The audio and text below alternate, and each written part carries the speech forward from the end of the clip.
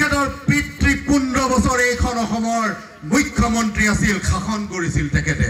এইখন অসমকে শাসন কৰিছিল আৰু এইখন অসমক যেতিয়া শাসন কৰিছিল 15 মিনিট যদি খিলঞ্জীয়া লোকসকলৰ কথা চিন্তা কৰিলে হয়, খিলঞ্জীয়া লোকসকলে তেতিয়াই ভূমিপট্টা পাই গ'লে হয়, কিন্তু চিন্তা নকৰিলে।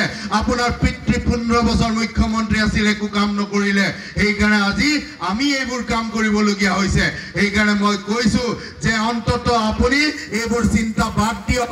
আপোনাৰ যি পত্নী তেওঁ এতিয়াও বিদেশী নাগৰিকত্ব লৈ আছে, আপোনাৰ সন্তান দুটিও বিদেশী নাগৰিক লৈ আছে, তেতিয়াহ'লে আপুনি এইখন দেশৰ কথা আপুনি কেনেকৈ চিন্তা কৰিব? আমাৰ ভূমিত জন্ম হোৱা সন্তানে এই দেশ ভূমিৰ কাৰণে, এই মাতৃৰ কাৰণে জীৱন দিবলৈ কাৰণে, ৰক্ত দিবলৈ কাৰণে, বলিদান দিবলৈ কাৰণে সৰ্বোচ্চ প্ৰস্তুত থাকে। আপুনিতো বিদেশৰ, আপোনাৰ পত্নী বিদেশী, তেখেতক আপুনি এতিয়াও এই ভাৰতীয় নাগৰিকত্ব দিবলৈ কাৰণে আপুনি সক্ষম হোৱা নাই, তেতিয়াহ'লে আপুনি নিজৰ পৰিয়ালটোকে আপুনি চলাব পৰা নাই, আপুনি কেনেকৈ অসমখনক চলাব পাৰিব? তেখেতৰ পিতৃ 15 বছৰ এইখন অসমৰ মুখ্যমন্ত্ৰী আছিল, শাসন কৰিছিল তেখেতে।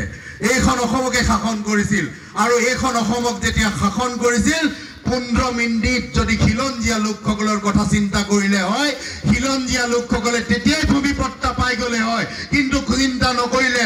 আপোনাৰ পিতৃ 15 বছৰ মুখ্যমন্ত্ৰী আছিল, একো কাম নকৰিলে।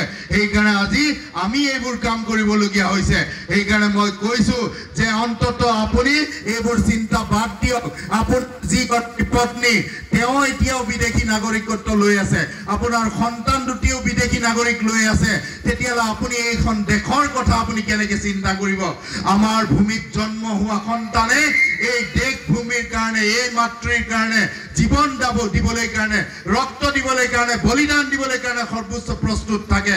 আপুনিতো বিদেশৰ, আপোনাৰ পত্নী বিদেশী, তেখেতক আপুনি এতিয়াও এই ভাৰতীয় নাগৰিকত্ব দিবলৈ কাৰণে আপুনি সক্ষম হোৱা নাই, তেতিয়াহ'লে আপুনি নিজৰ পৰিয়ালটোকে আপুনি চলাব পৰা নাই, আপুনি কেনেকৈ অসমখনক চলাব পাৰিব?